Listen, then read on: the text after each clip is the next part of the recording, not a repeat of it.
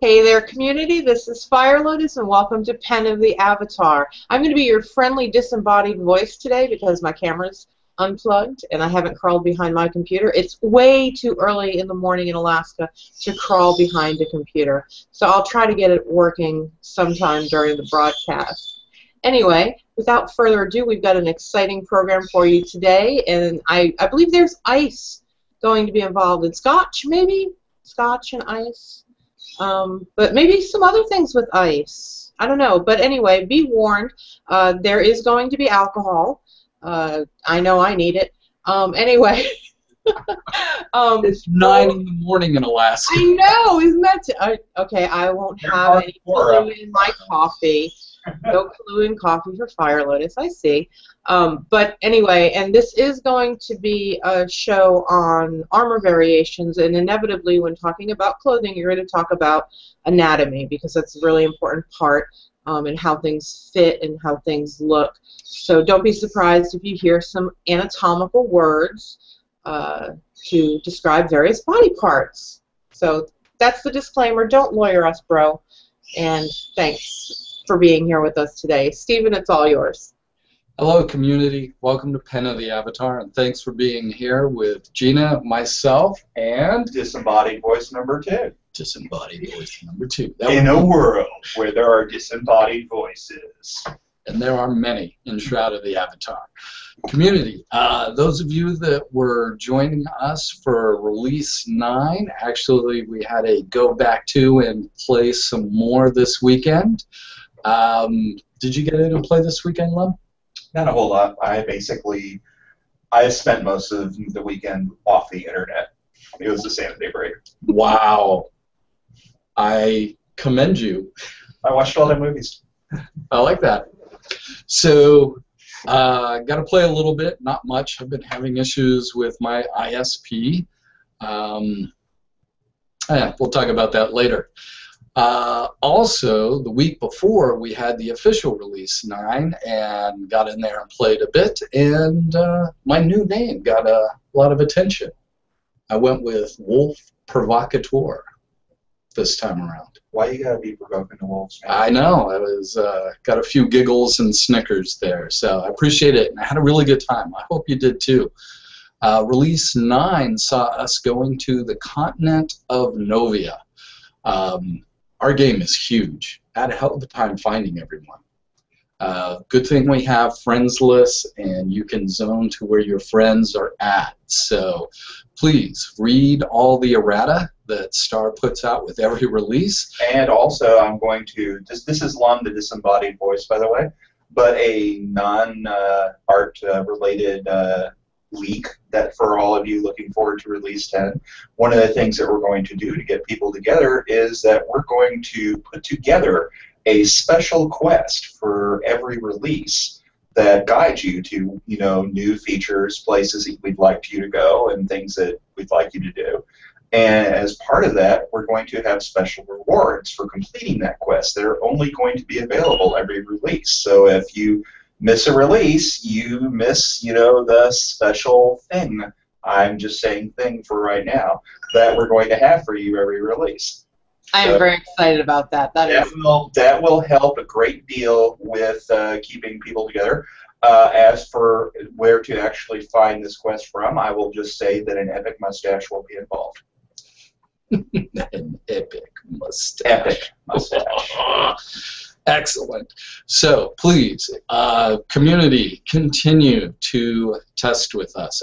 We are making a game, and we are pre-alpha, which means when you go in there to play, things are going to be broken. And the way we find all the broken things is because you play it and you express your opinions. Please continue to do so and keep your criticisms constructive.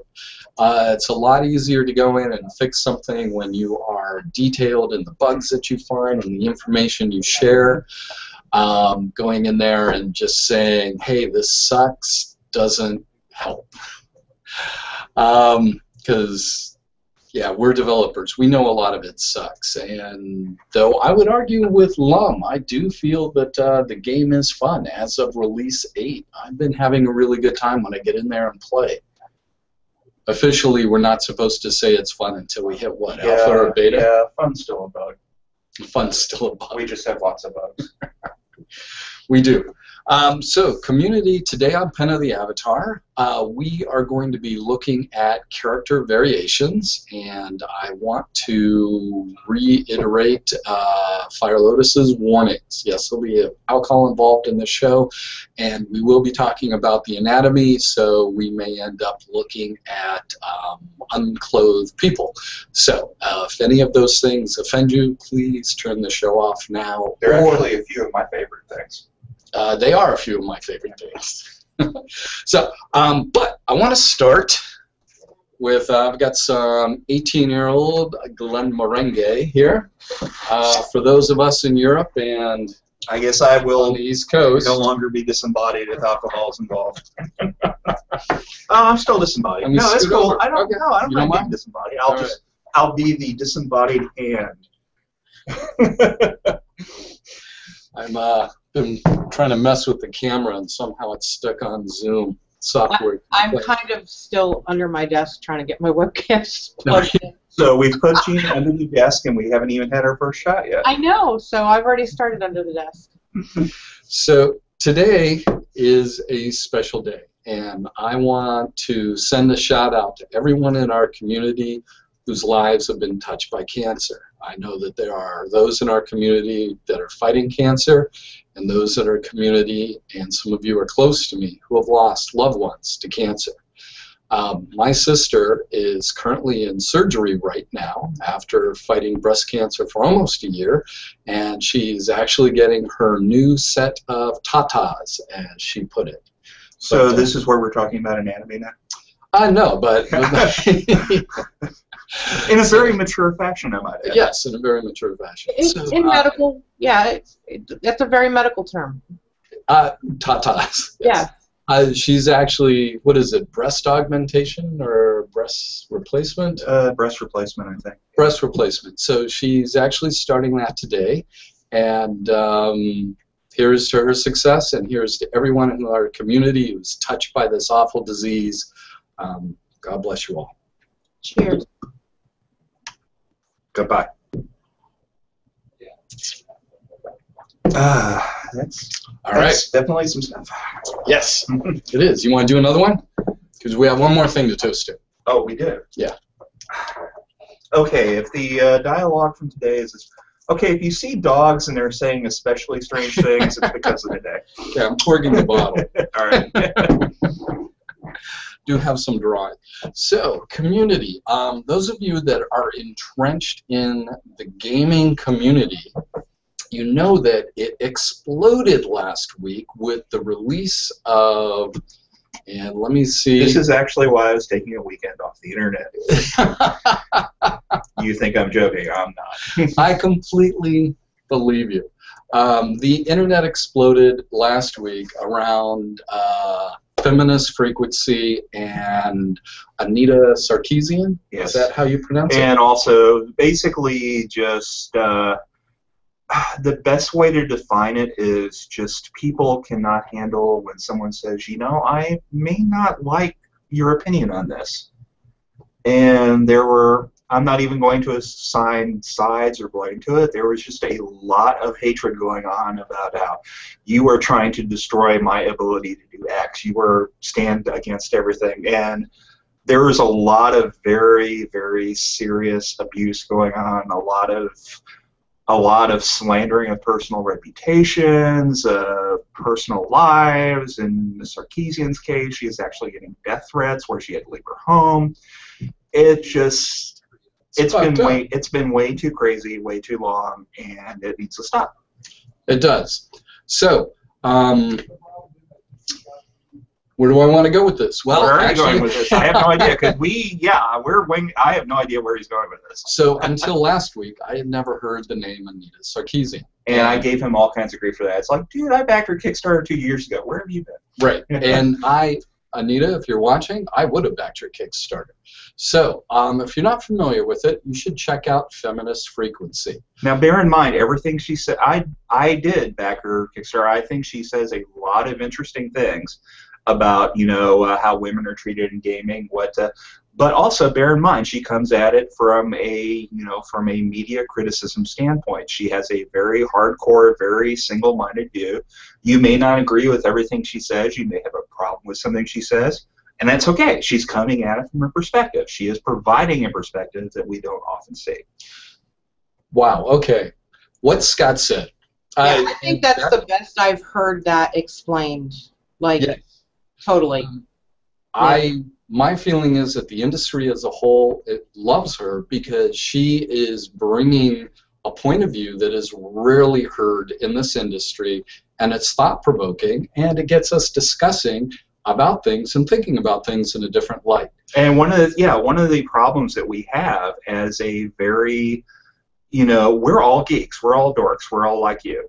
And part of that is that the gender imbalance is a little off. Now, bear in mind, because we're online, and specifically with fantasy online games, the gender balance is actually a little better than in most other places. Like, if you go with most games, it's like actually like, 80, 90% male, whereas, in massive online fantasy games, it's usually like 60-40, yes, male, female. So we're doing a lot better with that, but at the same time, it's a constant struggle to actually get alternate voices, to get outside of our male bro zone, for lack of a better word. Correct. In watching her videos, I found it very informative because she got me thinking in ways that I don't normally think, just being a guy. We guys are simple creatures. We yes. Really are. Now, there are counterpoints to what she shares, and I think probably the only one I found that wasn't rude and obnoxious was a fellow named Thunderfoot. He's actually, we won't go there. Anyway, Anita brings a voice to the industry. She's very single-minded in what she has, and it's certainly worth researching and looking about. So, Anita, I want to say thanks, and I'm glad you're in my lexicon now because you got me outside of the box. Thinking outside of the box is always good. Always. Okay. Okay, we're both cut off. Just getting started, baby. Okay, all now right. You're scaring me. Okay. Diversity, please. Second hour. Little too male-centric in this room right now. Yeah, I know. Getting hot. Gina, I'm actually sending a link to her website so you can post that. Please take a look, keep an open mind, and join the firestorm. No, actually don't join the firestorm. It's really crazy out there and obnoxious, but one thing that was really helpful, I found, and it's restored a bit more of my faith in humanity, was there is this indie game developer who put up a simple list, came up with like the most inoffensive way of phrasing possible, just saying, as game developers, we're not going to put up with harassment. It was a very, very simple statement. He just said, if you agree with this, tweet me with your name and company and sign on. I signed it. Star signed it from, he hasn't even back from Dragon Con yet, but he signed it, from up there. And so far, like to me, right? Even on Twitter. Oh. Yeah, I just never use it. Well, you should use it for this, because so far about 1,500 game developers have signed on just to basically say, could we start being excellent to one another again, please? Right. We are professionals. Looking at different points of view is part of our job and how we make our games great. And I'm going to touch on that when I talk about character armor variations. Also, one more thing really quickly, because this seems to be the only thing Jack cares about at this point. Who's Jack? No, just Rhea wants to know if you finished your maze. No, I didn't. Rhea got halfway, and I kept trying to get through there. It's a really good maze. I climbed up over the boxes. Mm-hmm. That was really cool. And then I had ISP problems, and couldn't get in there. And then I wanted to go run around an adventure, because by the time I came back, I was alone. So what you're saying is Rhea needs to put monsters in her maze next release. Yes, monsters would be good. Actually, I want to put on the list a hedge maze object. Oh my God, these mazes are so cool. Why don't we have a hedge maze object? We actually are going to in large part so that Rhea doesn't destroy Veilmark single-handedly. All right. Yeah, with furniture everywhere. I think she already has a catchphrase now. Don't blame the maze. Clever, Rita. Yeah. Okay, so let's keep talking about the internet here, and actually the last two shows I have been pointing everyone to Upworthy, and John Oliver goes off on an epic fact-checked mic-dropping rant for 13 minutes that you need to see. Why are you going on Upworthy? I like Upworthy. Well, not everything, but all they do is just like take other things on the internet and like make it in a world where things are great. We're going to make this phrase for you to click on. Yeah. In a world where things are Upworthy. What do you want? I make sure I tune into Upworthy whenever I need a good cry. Yeah. Well, not cry. But so John Oliver and the FCC. You now no longer can sign that petition, but if you go to fcc.gov, you can see that Tom Wheeler will be presenting his opinions about the future of internet on September 4th. So you now, if you want to contact them, go to fcc.gov and you can actually send an email directly to them. Please be aware that that information will be public. Also, please be aware, don't lie, because if you do lie, then it invalidates any comments that you might have. So this is the FCC will hunt you down. And the FCC will like ignore you and say, look, all these people on the internet are jokes. Let's do what we want. Well, they already do that. Yeah, they probably do. So anyway, we're 2 days away and finding out what the next step is. So let's hope net neutrality rides the wave. Yeah. That's an entire new show. I know. Okay. We'll save that for next time. So let's talk about character armor variations. Community, I need your input. So let's find out. Oh, by the way, the beautiful Gina. Forgot your last name. Fire Lotus is back. Ironically, I just shut myself off so it would be the big screen of you. It's just the timing on that was perfect. All right, welcome, Gina. Good morning. Are you having Kahlua in your coffee? My morning has been so nuts. I'm no coffee cup yet. So yeah. Yeah, I mean, we literally, it's like we started doing story conversations with Richard at like 7 a.m. her time, I think. It was crazy. Yes. So let's talk a little bit about characters and character armor variations in Shroud of the Avatar. So that you know, when we initially started talking about costumes and characters, there was actually a vocal group in our community that really wanted chainmail bikinis. Yeah, they wanted them to be sexy. Right. Which is fine.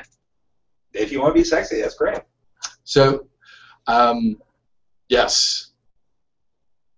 However, we made the determination very early on that you wear the same thing, whatever the sex. So the armor variations that we create for males are going to be the same armor variations that we have for females in clothing. And I believe... yeah, a lot of that is a call out to Ultima Online where you could wear the same clothing regardless of gender. So you had a lot of the most, notorious dread player killers that would kill you while wearing a dress. Exactly. So I know as a male character you can wear a dress. You can wear a dress, you can have female hairstyles, we don't care. Yeah. The game, it's open, it's role-playing. You can do what you want, and there are no plans to do chainmail bikinis, but I can assure you that if there is, the first thing we're going to do is the chainmail banana hammock. So for men or women? For men. I think that ties into the decision to make the armor realistic. And if anyone's ever seen the College Humor video clip on female armor. Oh, that's perfect. Yes. Yes. Having a chainmail bikini isn't realistic. So, it's cool looking, but it's not really going to protect you in a sword fight. So. No. Yeah, I think, and bear in mind, it's really hard to respond to IRC because there's a time delay. So we're seeing their comments from like 2 minutes ago or whatever. But Yeah, we're in a time warp. Oh God! But I mean, they're backing, and they're backing up and saying, yes, we'd like, the option for sexual clothing, like, a dress with, a split up the side, so you can show some leg, that kind of thing. Which, having the option of that being equitable, I personally have no problem with. I mean, we'd have to implement it at some point, obviously. Yes. But it's really far down the road. Yeah, I mean, we have to actually finish the game. Yes. So, in case you haven't noticed, Stephen posted the maps like last weekend of all the hexes that remain to be, done for the actual game, and we've done like 2. Yeah, I know. There's like 4,000 plus hexes to be fleshed out, and we've done 2. Yeah. Oh, and the best part I love is, hey, isn't this map supposed to be 16,000 hexes? Yeah, it's like this isn't even to scale. It's like it's half the size of what it should be. So right. Yeah, we've done 1 then. I will say, I think when that original map was drawn, the hex size it was based on was twice as big, and the map that we have now is actually the double size map. I don't know how we're going to square the circle for we promise this is going to be this. I just know we have a hell of a lot of work to do. Right. So ask Star and Richard. Yeah, kicking it upstairs. All right, community. And we do have a hangout with Richard on Thursday this week, so in 2 days. Yes. That is the perfect time to ask him. Exactly. That's wonderful. Okay. Also ask him about the spiked cod piece because apparently they want that too. Yeah. No comment. This is why you don't feed me scotch during these shows. All right, community. So I can't remember if this was after Kickstarter, pre-Kickstarter, or... That looks pre-Kickstarter. Yeah, I think this might be pre-Kickstarter because this is our very first character. And where's the concept? You guys might remember this. This is my interpretation of a young Lord British. I love his scream, but I'm just not crazy about his face or his hair. And every time I look at this, it bugs me. Anyway. It reminds me of Kevin Bacon. So the concept initially was to create as many costumes out of that one outfit as possible. So here we have our generic dude and in his boxers, and then medieval times, and I'm sure you historical experts will recognize that yes, you just had button flaps to undo this and a drawstring. I don't know if they were boxers like that, but and then pants actually were chaps, which I thought was pretty interesting. And then you throw on a tunic. I don't know where we are in the plan. This is a question for Hutch and Jeff, but ideally you'll be able to color coordinate your tunics, so you'll be able to just pick what you're wearing, adjust the slider, or pick from a palletized texture to pick the color you want. So if you want to be a little more green, a little more blue, you can. So in this demonstration, you'll see that I just went through and did everything. And each time I changed the colors. So here we have just a chainmail jerkin. On top of that, we have a tabard. And with this tabard, you'll actually be able to switch out for your actual coat of arms. And if any of you are curious, this is actually the Denelli coat of arms. I don't think anyone ever caught that, so I might as well share it with you now.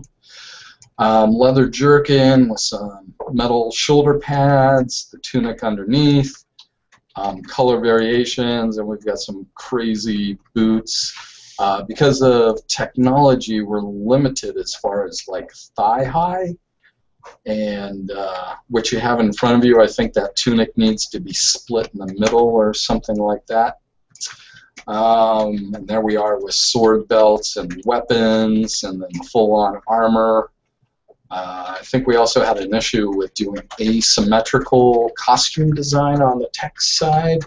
I don't know. Yeah, I don't remember either, but the original vision was that you could just have like plate mail on one side And then I do an illustration here of what all this stuff looks like from the back.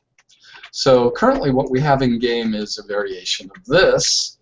And the first time out I just, drew this dude and did all those costume variations on that. Next time around, some of you may remember our female ranged fighter here. This is actually the production boards painted on top of the character model at that time. And so you've got the pants, shirt with stripes, laced up, got some thigh-high boots. We don't do the thigh-high boots, but as I remember, these are knee-high boots, and they actually look really cool. And she's kind of a ranger, so she has a leaf motif. And you can see the leaf armor here, combination metal and leather. And what else? Sword belt, and then all of her daggers on her thighs. And then just back variations, so once she's got a quiver on there, and her cloak, you know what it looks like. And I know we have a lot of capes in the game. I think at some point we're actually going to get hooded cloaks. I know I'd like that because I'd like to wear a hooded cloak on my character. Oh, that'll be awesome. Yes. So let me kind of delve into the technical a little bit, because that kind of seems like a good tie-in. Headpieces are generally a separate clothing item than a back piece, for example. So a hooded cloak would actually need to be 2 pieces of clothing. And if so, how does the seaming on that work? I'm not sure, and that might be a reason why we haven't seen hoods yet, because there is actually some tech there that needs to be created. So, with the medieval armor variations, or the armor variations that we're going to explore today, first thing I do is just a search for medieval armor. And this gives me a sense of the realistic and the fantastical, yet someone actually made that. I don't know how viable that is. It's kind of cool. I'm sure he's cosplaying from a game. Other people's... No, actually, that's that guy's armor. Spooky armor dude. Real armor with everything and what it's called, which is nice. I should probably keep this up because I don't know what any of this stuff is called. Looks like we have some in-game weirs. I actually like this. This has a nice blend of the realistic and the fantastical. And I'm sure at some point that'll load. What we have here, medieval Aquaman armor. That is crazy ornate and fancy, but I really like that. Very cool. I like the scale mail tushy. These are some concepts from a new game called Deep Down. Very historically based in their armor design. One of the things that we're doing with Shroud is certainly they need to be realistic and plausible, but they don't necessarily need to be historically accurate. This one's just cool. I love the cat armor. That little kitty is a badass. I actually have a cat that would wear that. She loves Christmas time because we put a bell on her and a big bow, and she just loves wearing costumes. She's odd that way.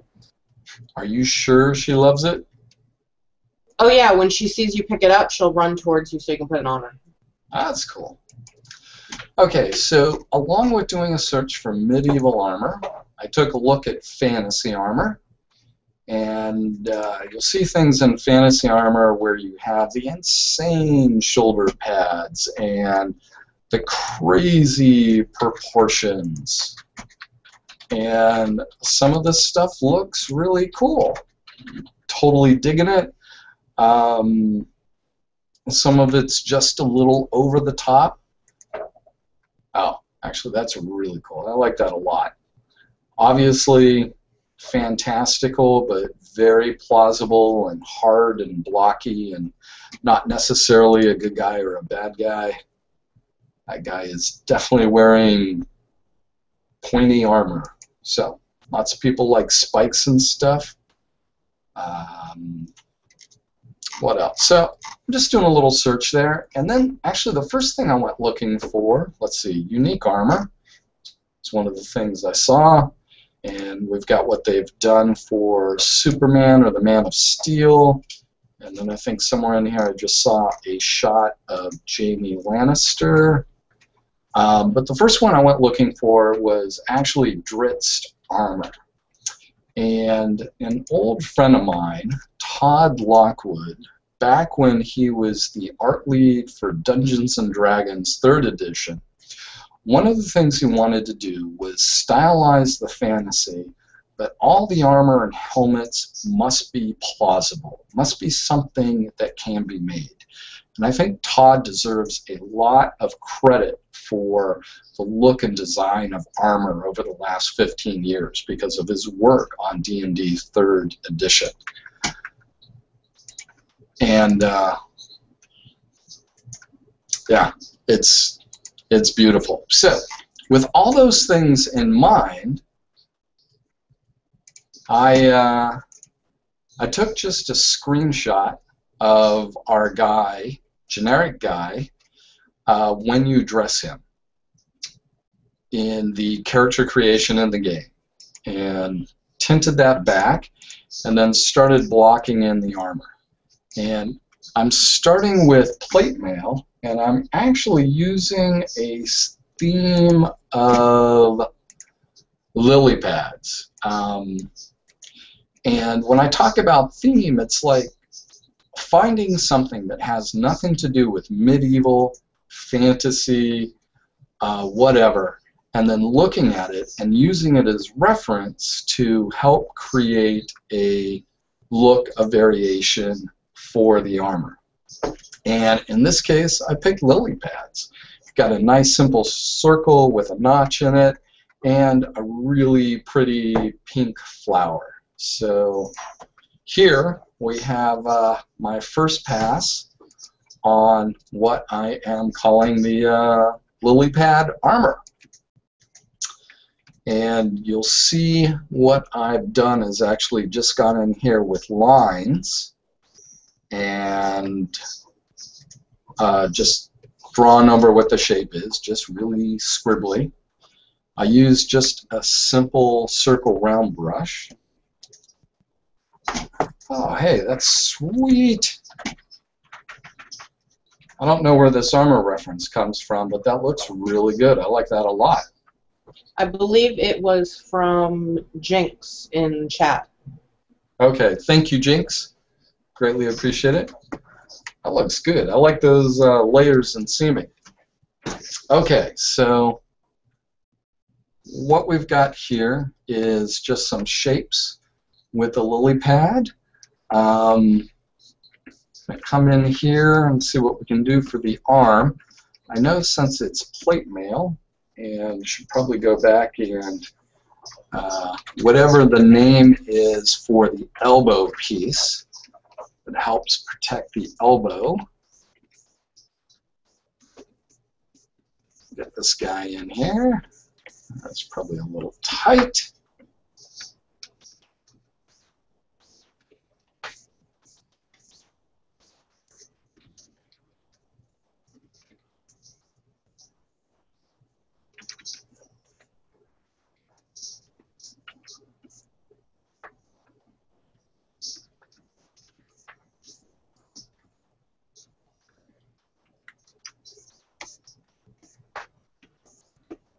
And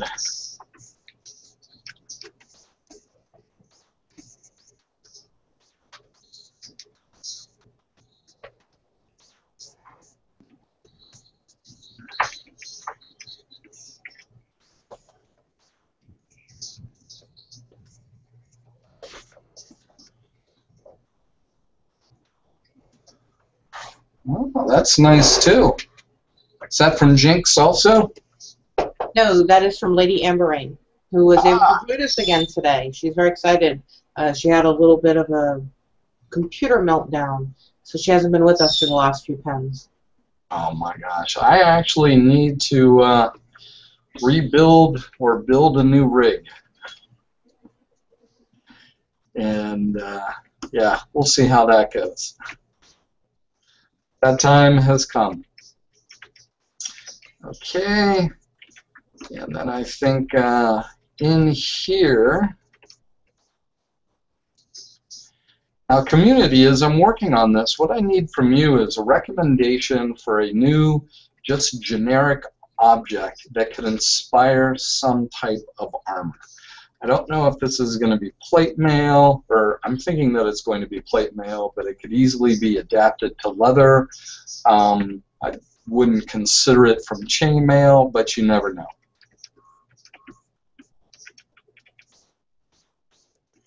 And you'll see that that lily pad notch actually shows up in a few places.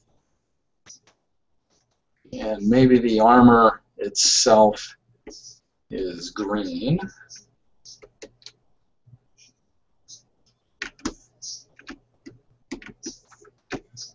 And knowing how our engine works, I think what I'm going to do is I have a good line here at the waist, but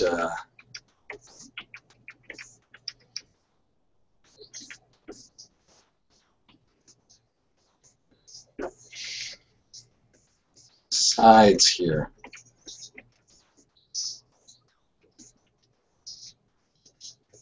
Carry it down. So community, I need some suggestions on what that next shape, object, or whatever will be used for another pass on what the armor could be. They're being so shy today. Really, community, open up. Come on, we need your item references. You know you have them. You know you have them. Right. No, fleshlight is not acceptable. We do have a suggestion for wheat, like a stalk of wheat coming from Golem Dragon. Oh, I like that. A candlestick from Jinx, or a candle holder, a candelabra maybe. He sent a picture. I'll send it to you. Okay.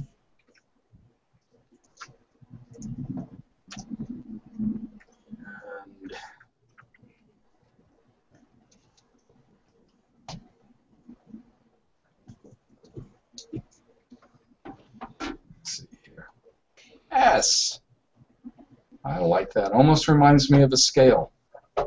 Candelabra will work. And we've got a suggestion for a compass and a feather, and Golem Dragon. Jackknife had the feather. Reeb Dog, I think I'm pronouncing that right, had the compass idea, and another one from Golem Dragon is maybe boar-shaped armor. And that kind of caught my attention because animal-influenced armor would be kind of cool. Boar. In my humble opinion. Boar. Yes. Okay. I'm really liking the wheat armor idea and the boar, and I think wheat and feather fall into essentially the same category. And what are we going to do here for the sides? You know, one of the themes that I've always tried to carry through with our armor designs is this sense of kind of a vest cut on the bottom. It's very slimming. Yes. Well, part of it is the our character, our guy, has very heroic proportions. He's got very broad shoulders, and he's got a bit of a stance. The reason for some of that comes from just the technical issue of animating and putting different armor types on, and that sort of thing. Now, I think I'm going to put a little side thing there like that.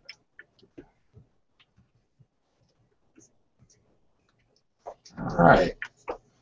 So there's something to go on there. There is enough visual information that I can show this to Richard and Star, see what their thoughts are, see if they like that idea and if that's a direction worth pursuing. So from a professional standpoint, for people who are actually interested in this, to actually bring this design forward, you don't need to have completed both sides as long as you have a representation of what the armor will look like. Exactly. Exactly. So I'm going to turn that layer off, create a new layer,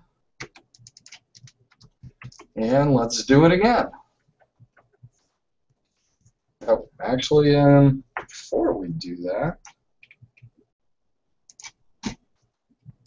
let's go looking for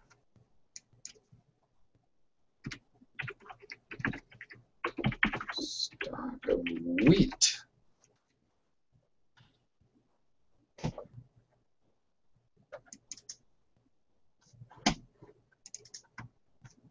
Oh, what happened? Ah! No.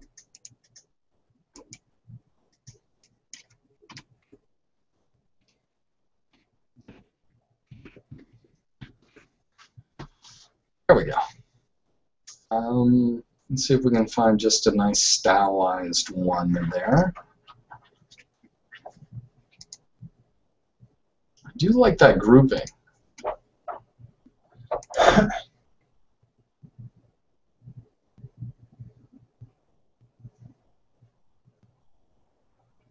I like that. Taking a look at those shapes. I like this generic representation.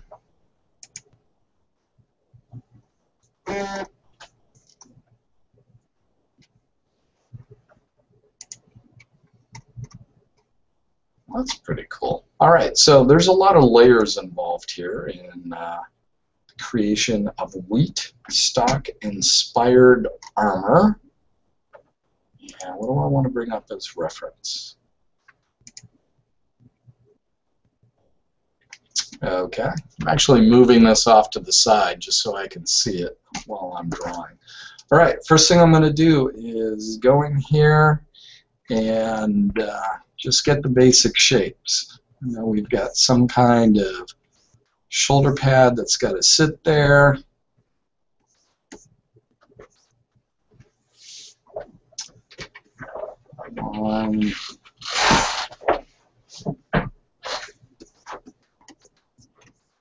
On this guy's torso, his waist.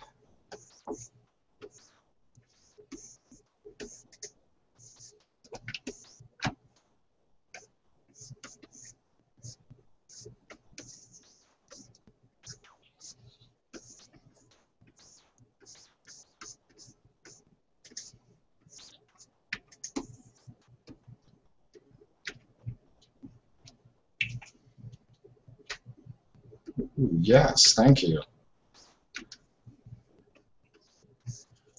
Okay, so let's zoom in on that shoulder pad.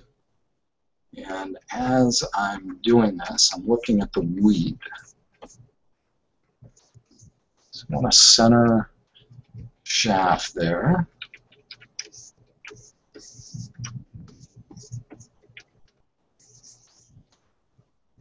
Actually, I think what I'll do is do this in reverse.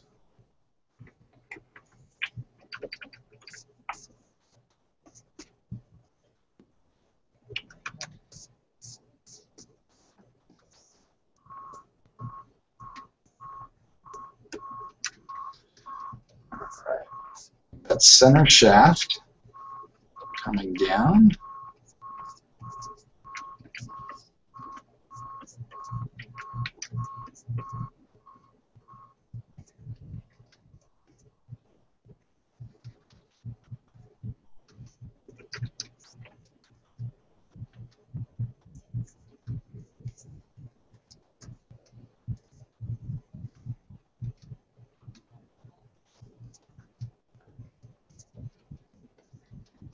That has a very classic look to it.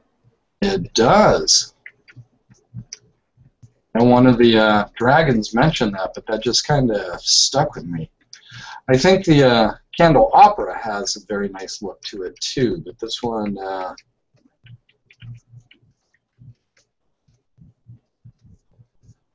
soon as you said it, I'm like, oh yeah, I like that. We're going to do this one first. And something like this, somebody, I believe it was Golem Dragon, made the comment that something like this would be a good armor for, say, an agricultural or a farming village. Exactly. That this would be an extremely important crop for them. It would be part of their life. So.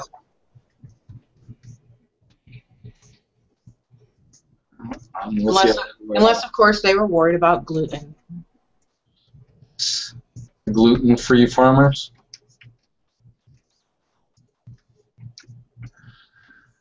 Okay.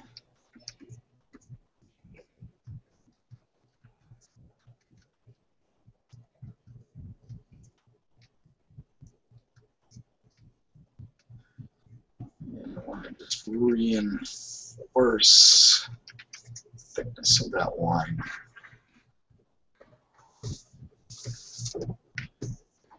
Okay, that might read a little bit like a leaf, but I think we can address that once we get a little further along here.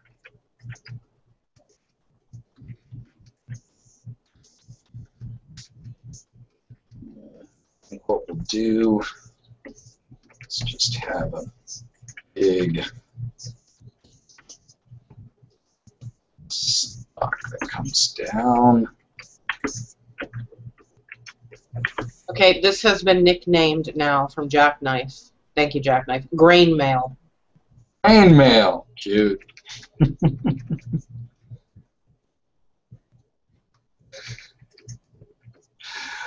We will call it grain mail. Sir Knight of the Farm.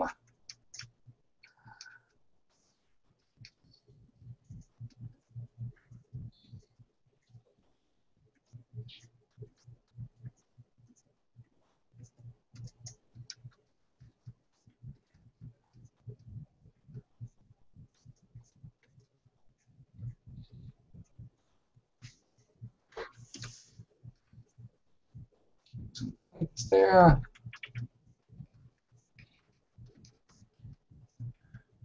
And, stock. Oops.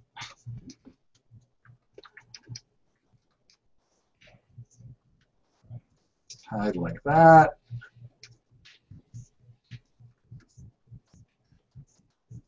And we'll call it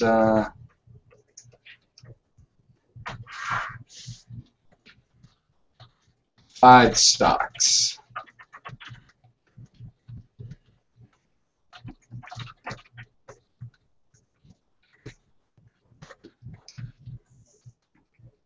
Almost looks like a burning torch.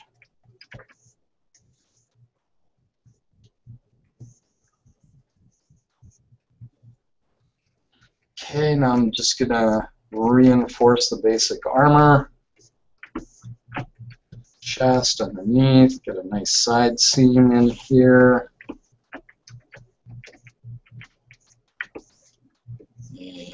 And about how I want to execute on this. So I think for this,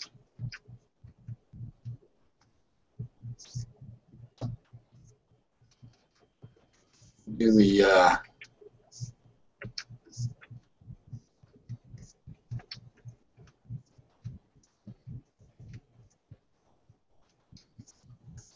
really big stocks there.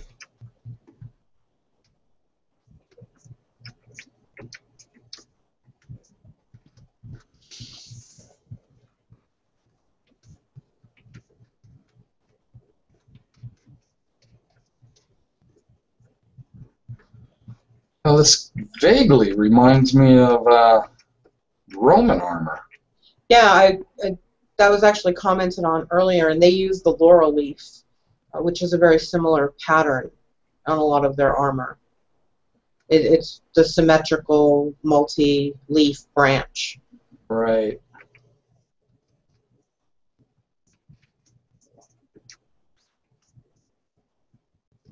Now, one of the things that the active conversation in chat right now is that the concern that there should be more generic armor, I guess lower level armor, and ornate armor like this would be a rarer thing. But designing generic armor is not something I would imagine that you would spend a whole lot of time doing because by nature they're generic. Right. Actually, didn't I try and pull up one of these? Yeah, I think it was one of your first examples on how we had the basic, and then the goal was to make as many variations on that basic armor within the constraints of that armor.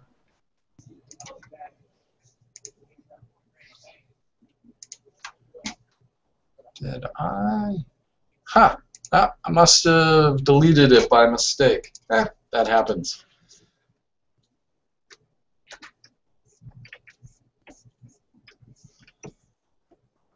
Okay.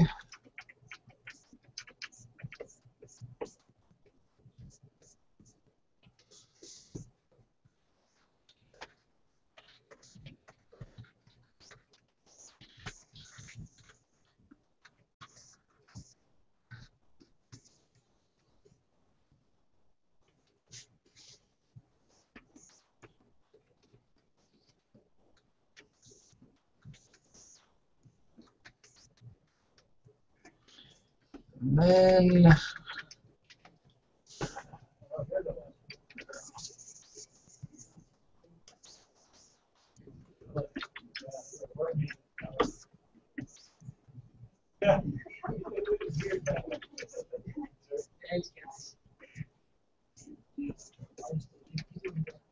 So we're getting lots of animal suggestions. We've got stag, we've got wolf, and one that actually really interesting one just came in from Eternal Night. He said turtle armor would be interesting. yes, it would.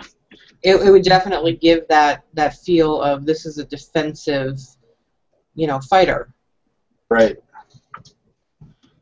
I think the next one we'll do after this is boar armor.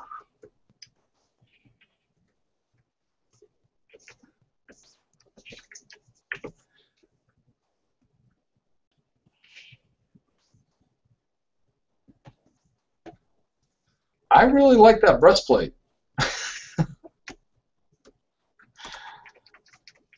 I wouldn't be surprised if we see something like this in the game.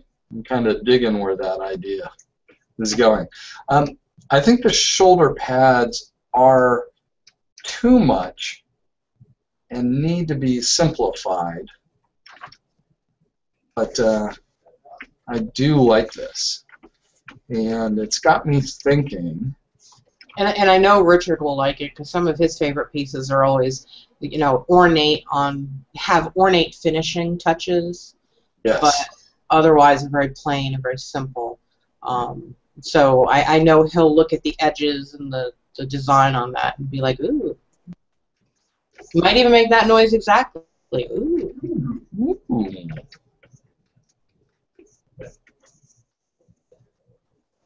Oh, and Eternal Night wants to point out that Rhea actually came up with the idea for Turtle. He just, he was commenting on it. All right. Thank you, Eternal Night. Thank you, Rhea.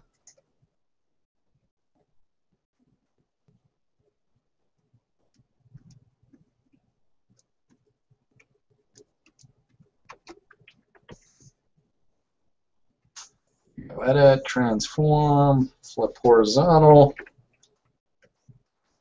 Shrink this up a bit, and maybe not that much.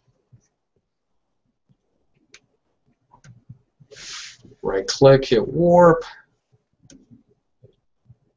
There we go. Ah, Moon and Sun armor. God, I like that idea too. I actually almost started with Happy Smiley Sun, something from the 70s with like a lot of organic. Okay.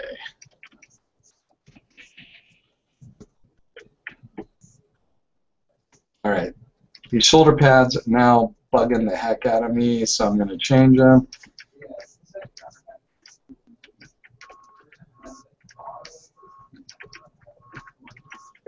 So something that's important is with all the noise that you get in the design using a wheat stock, you want to make sure that you counter that by having just simple shapes or open areas. So with the complexity of that design, I know for the armor pieces, having this open stuff here works. Actually, maybe I'll do something like that, like those stocks go up.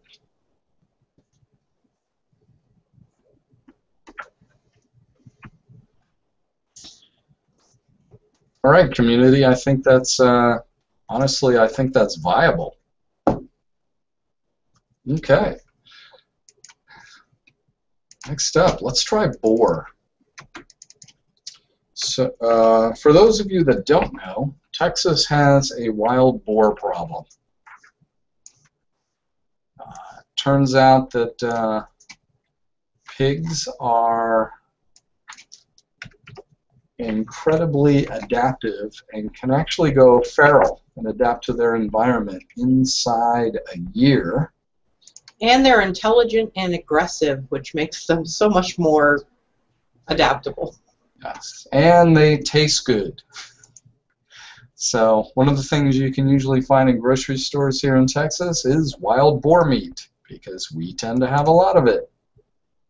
Wow, that's really cool. I like that. So search for boar armor. Not really finding anything, so let's just go with boar. There we go. So speaking of plentiful meat, I got to experience my first state fair yesterday, and I got to have reindeer sausage, which was absolutely amazing. So I ate Rudolph. Sorry, guys. You ate Rudolph. He was delicious. I'm sure he was. What? That's how you make boar babies. Remember, community, we mentioned earlier this might be not safe for work in some areas. Yes, I was not expecting it on the boar search. Okay, so... Well, honestly, if you had found it in the wheat search, that really would have been weird. Oh, the internet's... Alright, so let's try wild boar, because I really want to get a look at these tusks. It's almost kind of cute. So, looking at the boar here, I get a sense of barbarian. And, you know, something wild, aggressive. I know we are still in the process of getting our hair online. So I think this is a warthog, but close enough. Oh, those are some awesome tusks. Ugly. Yeah, but the tusks are amazing. Yeah, so we're going to leave that. Okay, wild boar for design number 3.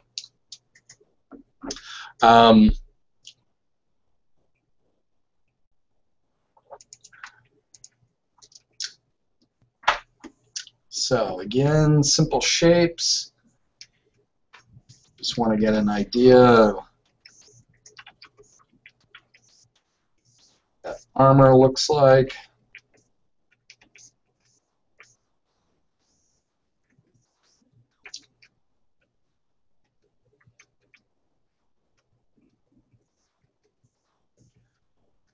I know putting these on a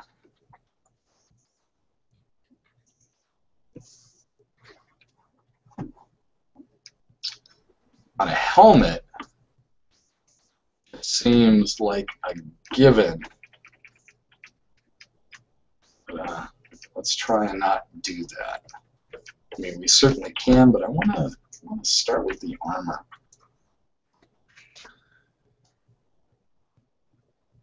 So part of your technique is really trying to twist things around and see them in a new way. What kind of things do you do to try to encourage that ability to shift your perspective? Uh, I know, a little early in the morning for the really deep questions. It's noon. I've had a couple drinks. We're good. You can get as deep as you like. Oh, hell. So one of the things I do is get just completely outside the box, and that's why I don't think I have the image anymore. Do I? No. That's why I went and looked at the lily pad. You know, never would I think, oh, lily pad would be relevant to armor. Not at all. So it's way outside the box, but you've got this really pretty flower, and you've got a very distinct shape. It's like, okay, let me see what I can do with that.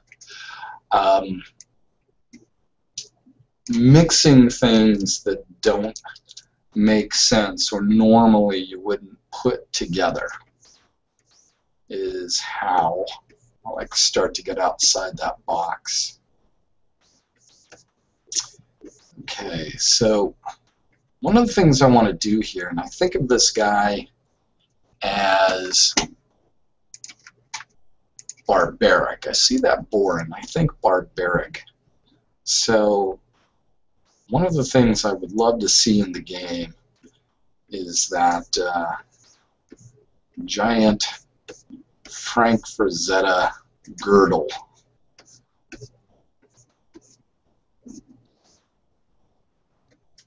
And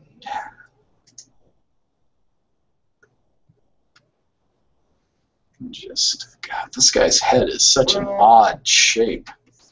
I don't know whose idea this was, but it's a good one.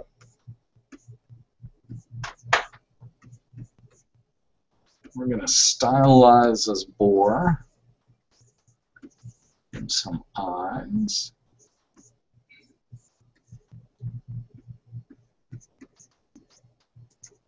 Give him some fur. And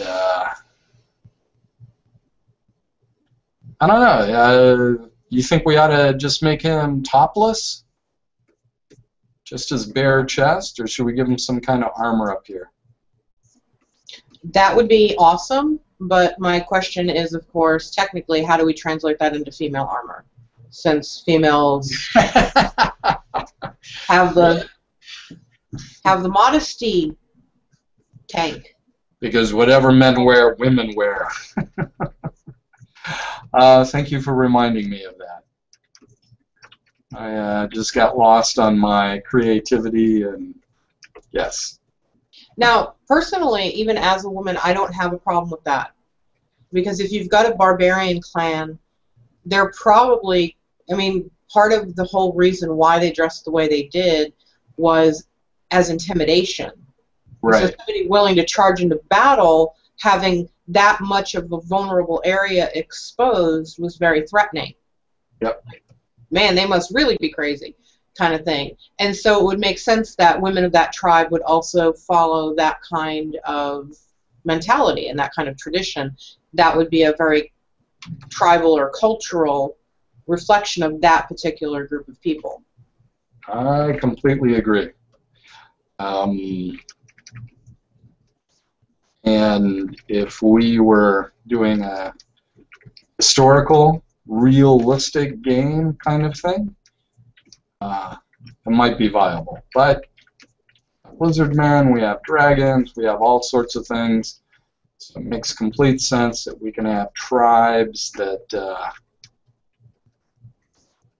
would not do that? God, I want to do like pelts or something with bone armor. Is that cheesy? Yeah, that is cheesy. Never mind. Actually, very early on after Kickstarter, we ran a series of armor studies, Richard and I, where we put forward to the community for them to submit the different types of armor they would like to see in-game in general. And there was actually a tribal category that included a lot of animal-based, hide-based armors, and some of them were decorated ornately with bone and such, because it is a very traditional tribal look. Oh, I remember back in the Kickstarter days when we put to the community, what is the look of New Britannia that we want to go for? You know, are we realistic medieval? Are we high fantasy with crazy armor? Do we want stylized? Do we want cartoony? And ultimately, what won out was what, Gothic Renaissance? What we called it, where it was heavily Gothic influence, but it was traditional Renaissance garb. You remember that at all? Yes, actually, I do. This goes way back to... Yeah. I think we had a couple of different variations of the concept art, didn't we? Yeah. Well, we actually just found reference images, and I think it was a community thing that they were like, hey, we think this is best. Everyone voted on it, and that was the one that won. Where that ultimately ended up going, I have no idea. It's kind of bummed because that sure would have made everything easier. I'm not going to get on my soapbox. Okay, so I'm kind of painting in this negative stylistic way because it really Boar says barbarian to me. I want to get a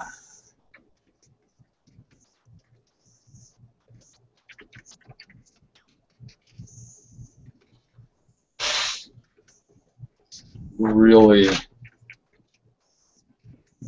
awesome girdle that goes all the way up to this guy's chest.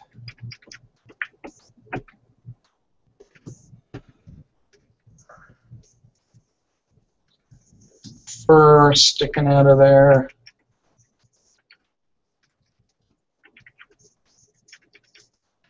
So I have this really cool book I'm flipping through right now, and it has all different. It's actually a shaman's, like a shamanistic book, and it has all of the different animals and what they represent. So I'm looking at boars right now. Awesome. I'm a hare.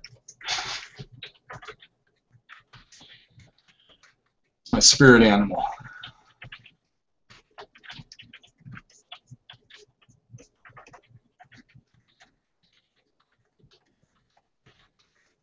This guy just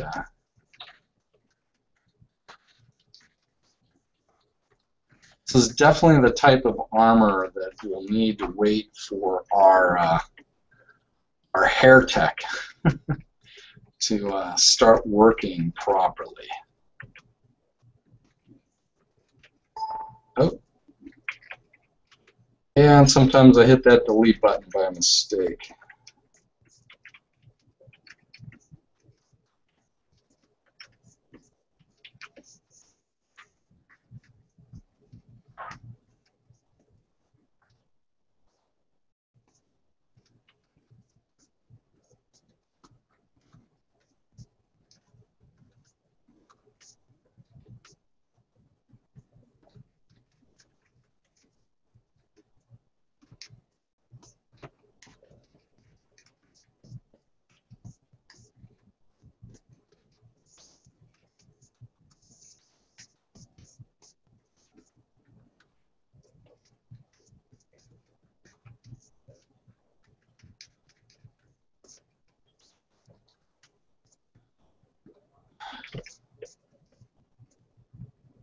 Hey Scott, what's that Lion King song that Pumbaa always sings? What? Tuma Makata? Hakuna Matata. Akuma Matata. Hakuna Matata. There's always the Yeah. Warthog song. No, I shouldn't. Come on, man. I think I've embarrassed myself enough today.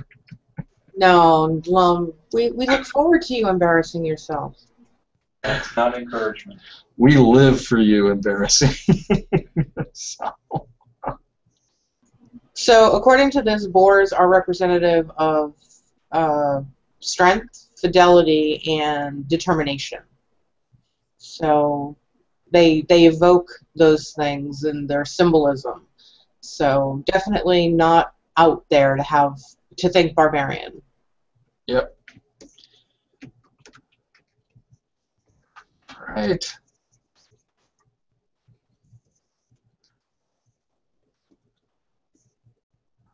Like that.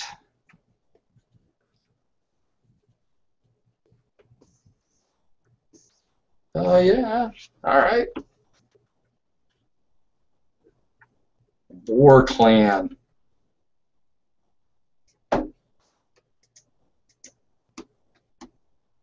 Oops. Photoshop.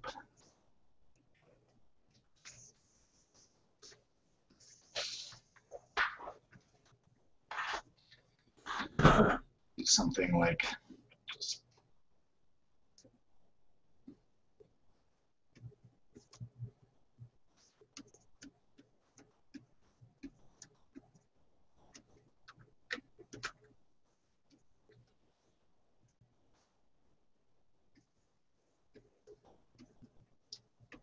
big metal studs there.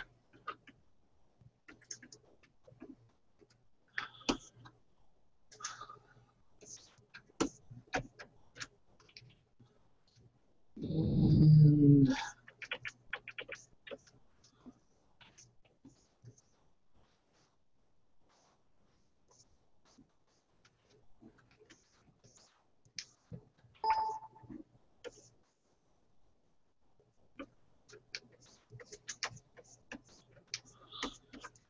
their generic leather pants underneath.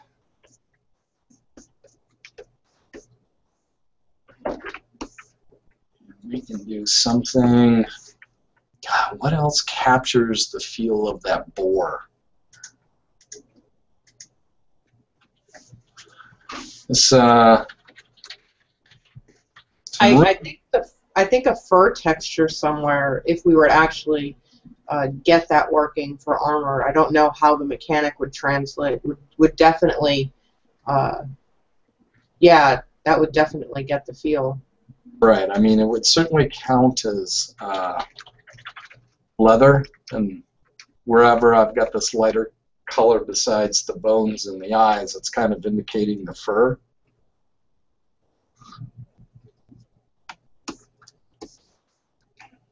And then,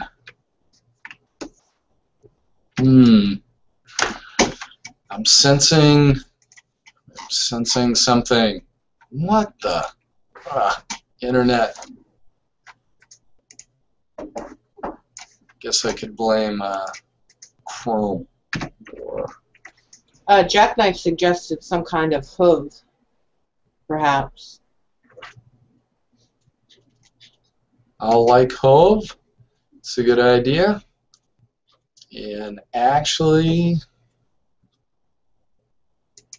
I think that'll work. I think for the shoulder pads here. You know, I am amazed that not one single reference to bacon has come up during all this. Don't bring it up now. There hasn't been a time to bacon. Yay. That's a good thing. All right, we'll do.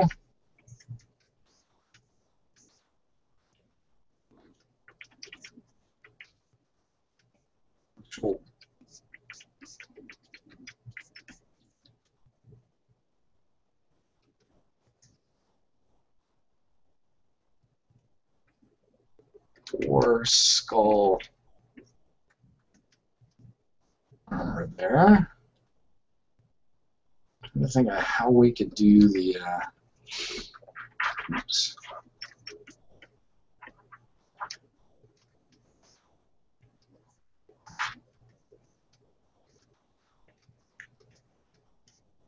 Now, one of the things we talked about in the announcement was shape psychology, and I've noticed that boar hooves have that double, or they have that dual hoof where it's split down the middle, which of course throughout history has been very invocative of darkness or evil, or Satan is always shown, demons are always shown with that forked hoof. Yeah. So how does something like that impact the design when you're working on it? I'm not sure. Right now with skull shoulder pads, whenever you're wearing skull stuff as armor, tends to mean you're a bad dude. Or a bad dame.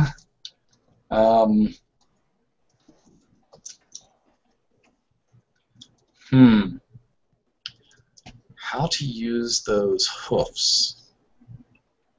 Man, I don't know.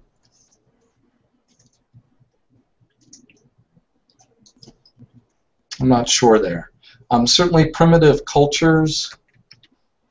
My thought is like as a belt adornment or a necklace, because that would. But again, we have to work within the restraints of our tech too. Right.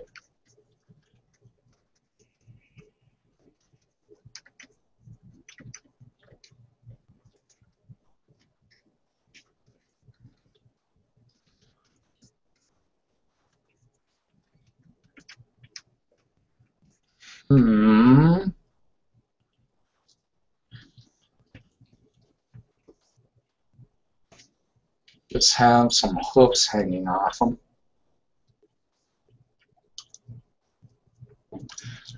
Yeah, I'm not sure. I don't know. Have I ever said that before? It's really rare.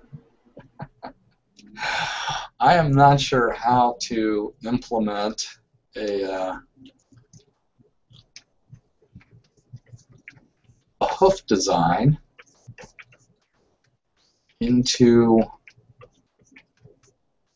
armor.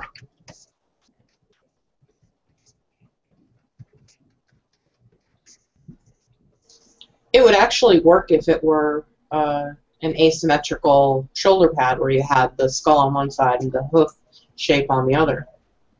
Maybe. Let's actually try and do this as a pair of boots. Ooh. Okay.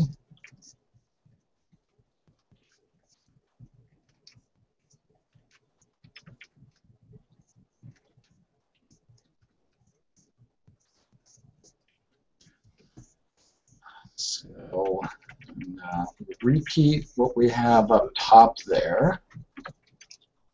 So do a band. These will be fur top boots.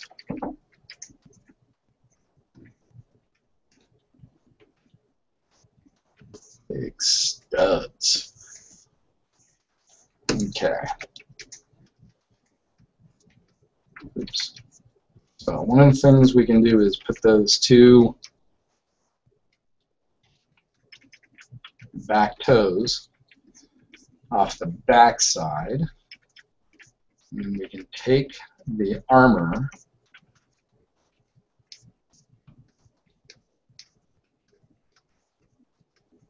and do kind of a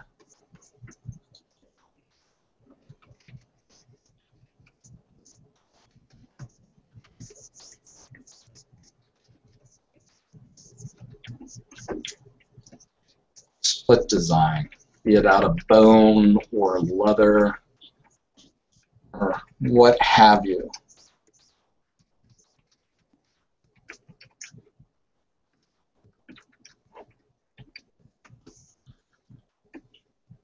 So maybe something along those lines. where the boot is very reminiscent of a hoof.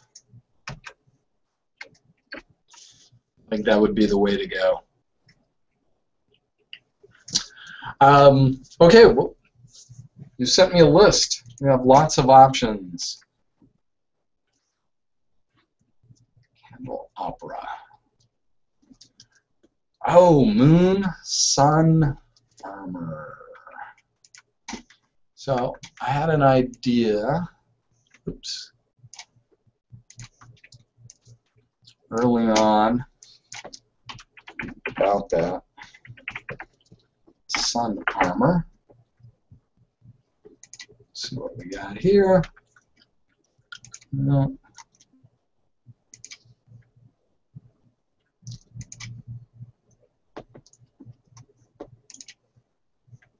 Tier 13 priest. God, look at those shoulder pads. It's awesome. Not really. Okay. Let's try sun icon. Without trying to give away any spoilers, because I don't want to do that. I know not everyone has read it, but one of the things I really enjoyed in the Blade of the Avatar novel was how the main character kind of makes fun of his army's, or the general's choice of dress armor, because he points out that it's completely impractical and that the shoulder pads, if you turn the wrong way, you can impale yourself. I thought that was really kind of great. Yes, I think we're all getting a little burned out on, like, I don't know, not good armor choices. All right, so that's the guy I'm looking for. Ah, damn you. I'm looking for, like, this 70s wispy sun thing. Oh, hell. You know what I'm going to use? I'm just going to go get our own sun icon. Concept, icons. Where are we? Reeb Dog pointed out that pyramids could easily be used in sun armor. Oh, yeah. Or even the moon armor. But definitely sun is often represented by pyramids. We have the founder armor, or the founder logo. It probably makes sense to make some founder armor, huh? Is this what I want it? Maybe it's in sigils. Where's magic? You know, you can tell a lot about a guy by the way he organizes his file system. I'm very organized.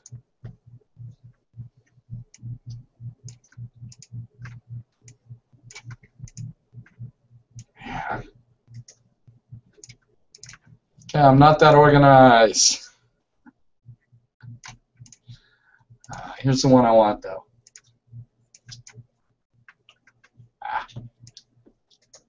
Let me get the PSD and see if I can just get it out of there.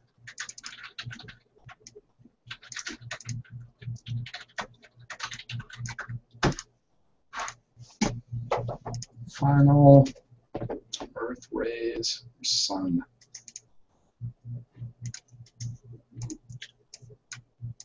There's sun. Okay. So somewhere I've got like a finished version of this, but I don't want to go looking for it, so I'm just going to do a quick fix. We've got this guy, that guy, that guy, that guy. Let's see. That. Yeah. Okay. So it's our sun symbol. And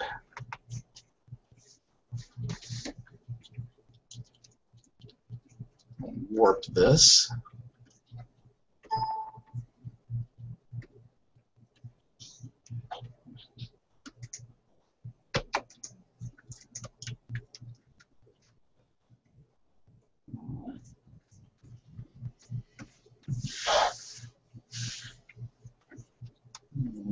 reinforce the circle on there.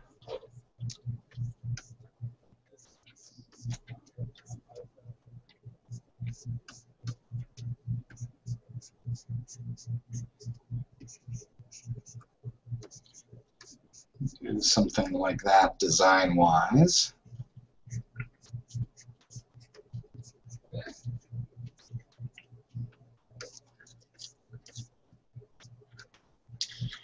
And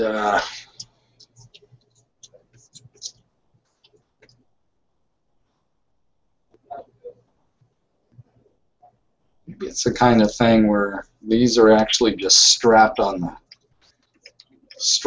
the sides, where it's just a big circle in the middle to protect you. Oh, that's neat. That's very different. Yeah. It's probably a little bigger than we need. Oh, I guess we could shrink it. Through the magic of Photoshop. I don't know why I'm overthinking this.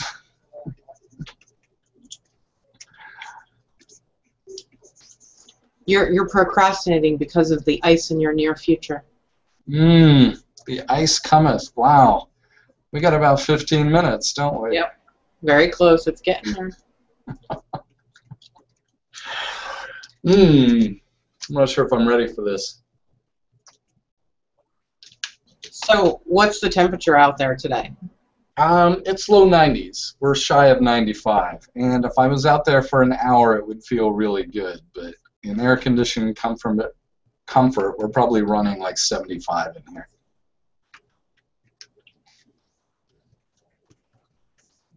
Okay.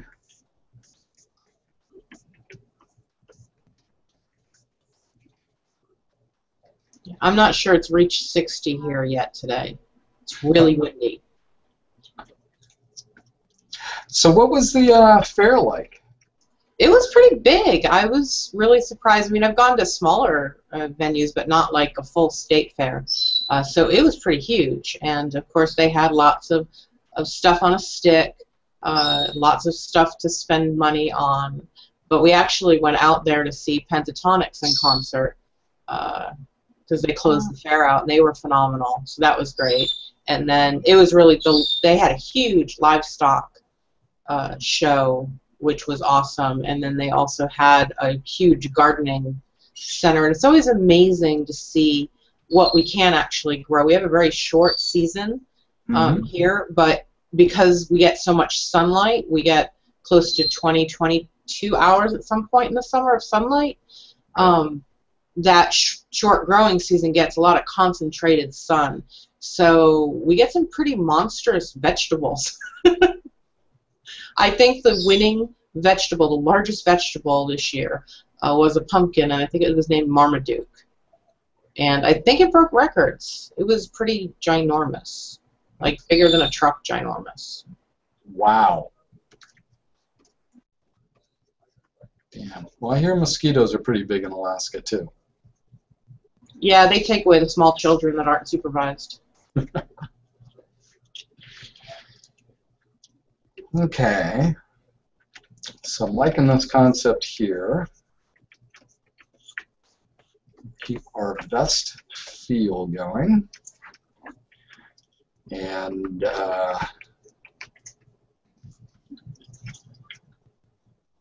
what we'll do is just in the leather, do kind of the designs of the rays coming out. I think it was Jinx that had posted that, and then you have little studs holding it in place. We can just give that leather little interesting design on it.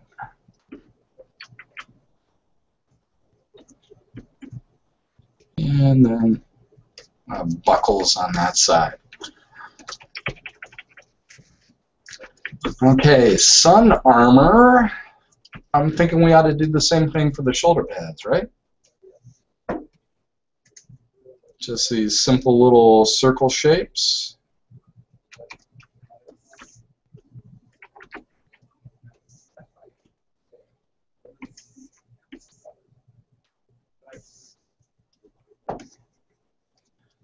Right click and warp.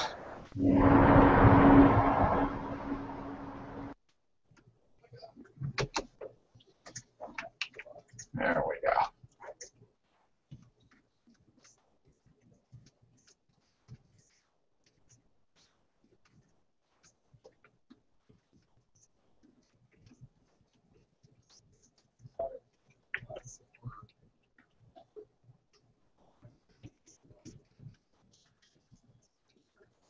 And then the armbands.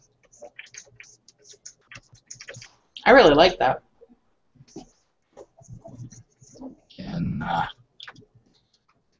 And the community really likes that too. Yay! I like it too, community. This is really what concepting is about. Just hit an idea and get it to a point where you understand it, and then move on. You know, obviously I'm going to come back and make stuff look pretty before I show it to Star and Richard, but the most important thing is that I understand it and that it solves the problem.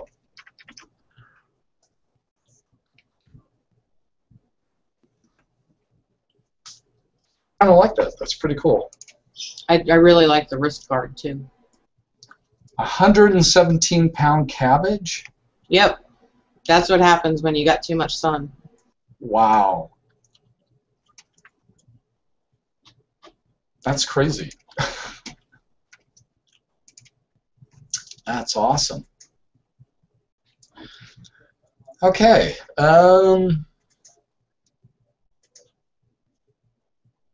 Yeah. That's kind of working for me. Any other suggestions? Not for armor, but to what we can do here on the sun thing. Maybe give them a...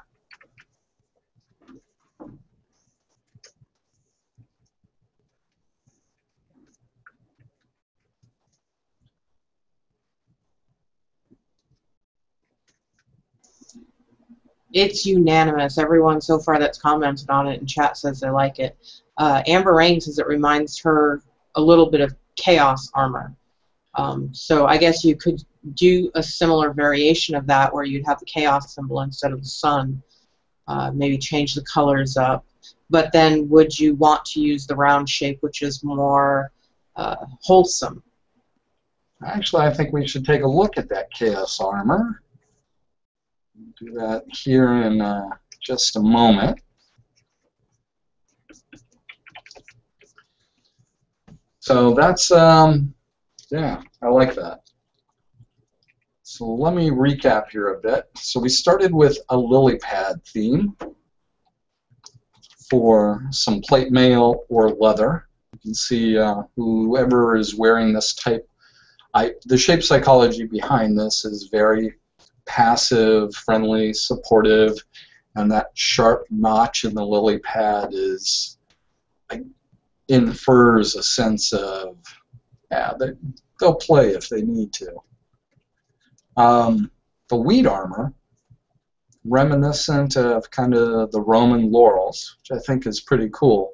And this is a generic nondescript type of armor that any farmer community, I could see people wearing something like this. So I like where that's going too. Then we have our boar's armor, which just says barbarian to me. And having these tusks actually sticking out for the armor could be pretty cool. And boar skull shoulder pads. We haven't done anything along the lines of a barbarian, so I'd like to work that up. And then the sun armor. I actually think it's pretty neat too because it's a bit different. You're not completely in plate mail or chain mail. You've just got certain metal parts with a lot of leather supporting it. So that could be pretty cool. All right. We did have a request for the community, and this has actually come up a couple times. This particular request was made by Ronan. Mentioned, what about armor designs for mages or light armor wearers? For cloth. I second that because I'm probably going to be a nuker or a healer. You know, I guess healers would be able to wear leather armor. And that's one nice thing about our game is you can wear various armors. Of course, there will be some penalties, just like it would be more difficult to cast and chain in plate mail. So there will be some disadvantages to doing so, and light armor would definitely be the ultimate armor for mages. Right. Well, as far as the gameplay tech, as I understand it now, is that you can cast whatever magic you like, but you have a potential to fizzle. Is that it? Yep. Okay. So this is the Dark Star. Without a shirt. Without his shirt. So this is actually the base of the image. And got So some did he pose for you without a shirt? Just curious. No, he was in a t-shirt. And I think there is a pen of the avatar of me going through this process. I just want to talk a little bit about, like, the shape psychology here makes him a relatively, not a nice person. Dagger. Yeah, okay, so this is just the armor. And Amber Rain mentioned the sun armor kind of looks like the chaos armor, and it does. So one of the things that you'll be able to do in game is that you will be, if you want to align yourself with Lord British or Dark Star or the Cult of Spears or Gorn or how many we can expand upon, each of these fellows has requested a specific armor type. And I'm going to use Dark Star as the example. Lord British wanted something that was very reality-based, historical-based. Star wanted something that just looked really badass and incorporated the Chaos symbol and the Dark Star symbol. Or the Chaos symbol is incorporated into the Dark Star symbol. So, and this is just leather armor. Creating a variation for players to actually purchase, so if they too want to wear Dark Star armor but without looking like Dark Star, means that we would come in here, we, me, us, you and I, would come in here and start talking about the way this armor would change up for variations. And I think probably the first thing we would do is get some type of specific color and shoulder armor that doesn't necessarily involve, like, maybe we'll take that front piece and actually make it metal.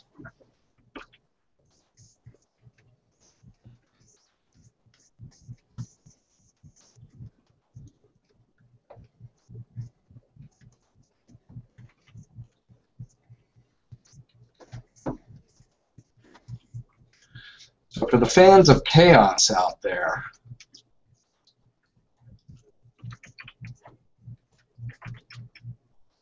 this is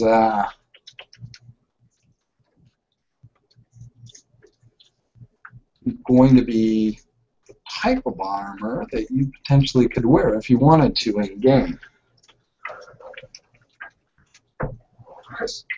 So I guess the big question is, what exactly would you want to see? And I think if anyone's got some feedback, that would be wonderful.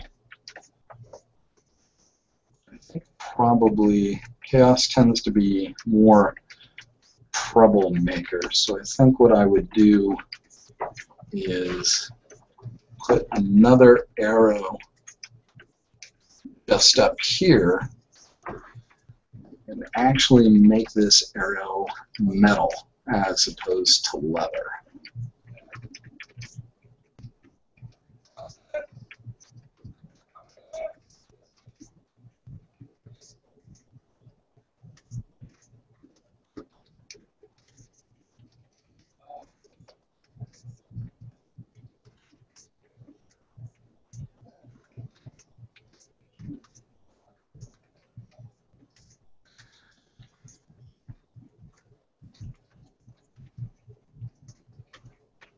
So I'm letting you know this is your 5-minute warning. I know. Have you sent the link to Joseph? Yes, he's on with us right now. Okay. Hello, Joseph. Hi, everybody. All right, so do some cool metal shoulder pads. For some reason, that's looking like really flat, kind of stupid there, so I gotta fix it. Oh, stupid art. So the Chaos and the Lord British armor variations for players, will those come in the different weights of armor? For example, light armor, medium armor, heavy armor? No. I think in both cases, like, Darkstar wears leather armor, and I think Lord British wears leather armor also. He does, though. Come on.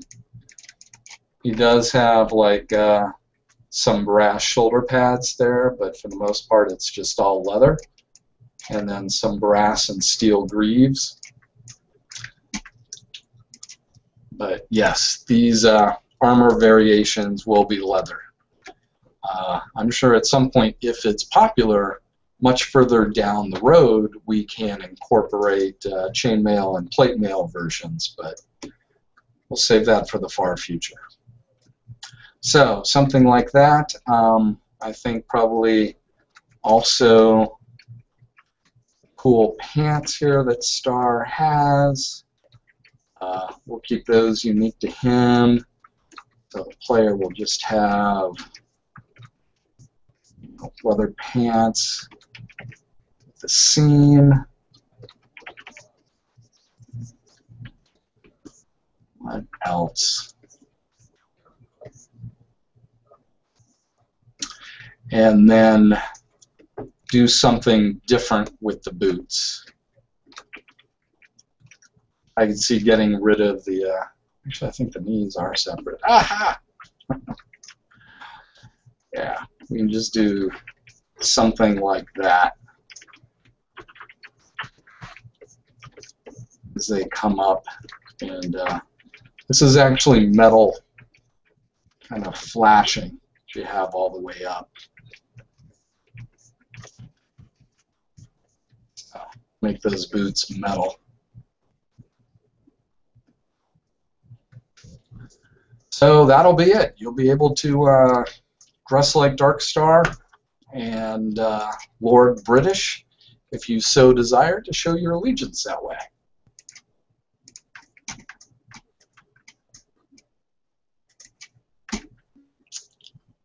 All right, community. So those of you that follow us on Facebook, you know that Lum the Mad has challenged me to the ALS Ice Bucket Challenge. And so I'm going to do it live on here. I just paid money. You just paid money. Well, I am going to pay money and take the Ice Bucket Challenge because I do like philanthropic endeavors.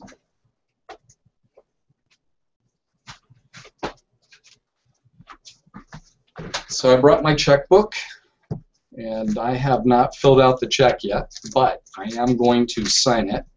Seems to me that everyone that does this actually signs their checks, right? On the video. An online form where you can just do it. Oh, can I do it all online? Yeah. I'm doing it all online. But I brought my checkbook just in case. That's still them everything. And a bucket. A bucket. All That's right. a pretty big bucket. It is. We're going to fill it with some water. Actually, I got to pee, and I'm thinking I should probably pee before I get doused in ice water. Don't pee in the bucket. Joseph, are you ready to go mobile? I'm ready to go. Out there waiting for me. Can you come in and film me as we do this? So we don't have any dead air? Sounds good to me. All right. So Joseph is going to be coming in. Wait, is he going to follow you into the bathroom? No, I'm not coming to you. I'm set up outside already.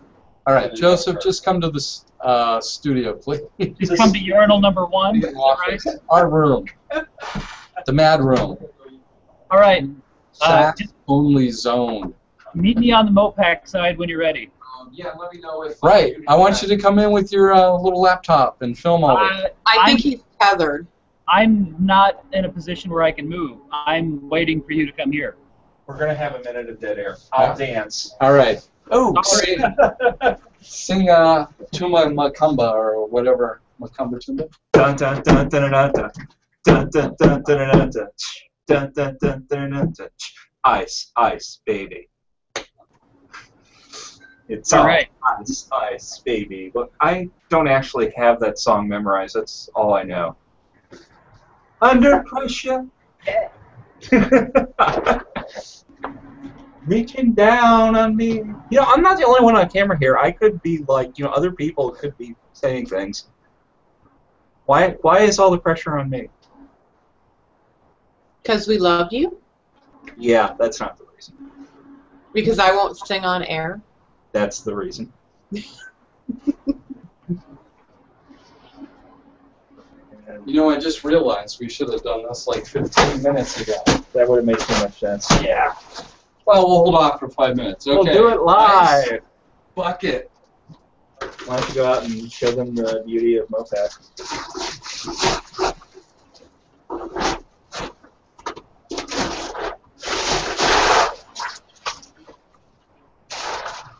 Wow. I can't find short. That's insane. I'm having second thoughts. You are a crazy man.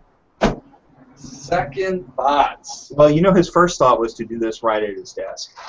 Right. I thought we would just get a kiddie pool and Yeah. lay that out. Yeah. It would be no problem. And then Portalarium would have to pay for a new Cintiq, and they would not like that. Right. So it wouldn't be good. Yes. So Gina, do we have any questions from the community before this insanity takes place? They really want Lum to be on camera singing. On camera thinking? On camera thinking? I can do that. Okay. On camera thinking. Ah. No, I'll just run over you. Singing, not thinking. Don't make fun of my lisp. You said on camera thinking. I'm on camera thinking. Of course, now we're getting the request for it to be shirtless. So. No. No, for Steven. I think for the Ice Bucket Challenge. Well, that's up to him. I'll let everyone decide their own level of porn, really. Yep, they're actually starting to chant. That's kind of scary. At least we know why they watch the show. Well, if he took his shirt off, at least he could put dry clothing on when he's done with all this. That's too much advanced thinking, and that also goes to a bad place. Well, it started at a bad place. It goes. Yeah, it kind of did. But there's scotch involved. No, we capped the scotch. Yeah, but they were scotch to start with. I think you probably need a lot more scotch. Yeah. Where are they? I wonder if he's backing up. So Woody, just to clarify, Steven is doing it properly. He is actually donated. Oh, you want him to either donate or put ice water on himself, not both. All right. I'm going outside with Joseph. Good luck, Steven. I'm going to test that. No. No. It's all you, bro. Wow. All right. See you on the other side. All right, I am going to lock the camera on that view to make sure you get it in all of its glory. We're going to disappear Out there and watch when you do that. Okay. Hello. There's your camera. Hello, everybody.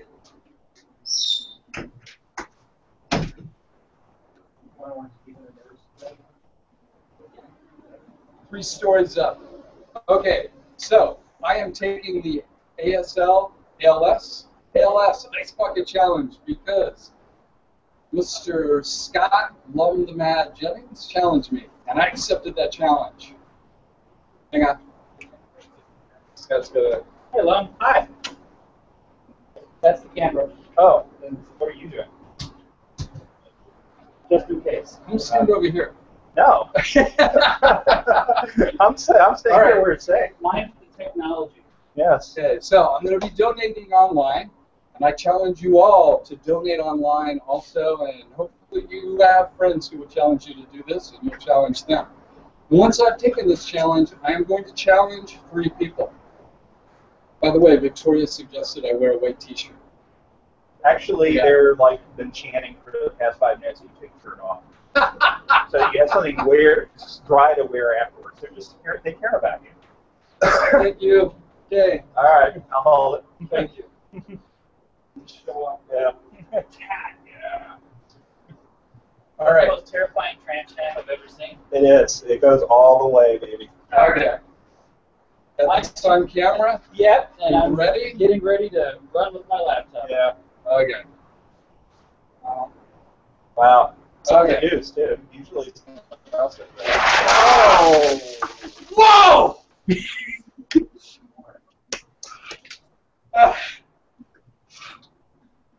Oh my God. All right. Can those cut diamonds or what? Yeah, pretty much. Nipples. Okay, all the people that have done this before, yeah, that is cool. Whoa. Yeah. I challenge Mr. Bob Cooksey, Mr. Chris, Cult of Spears, and Gorn, Mr. Dallas Snell. You each have 48 hours to accept the challenge. All right, everyone, I'm Stephen Dinelli, here with Lum the Mad, though I'm feeling a little mad right now. Yeah, I'm on the Rustic Dragon and Fire Lotus. Hi, guys. Thank you for joining our September edition of Pen of the Avatar. Have a great month, and we'll see you in October. Bye. Yay. Yay.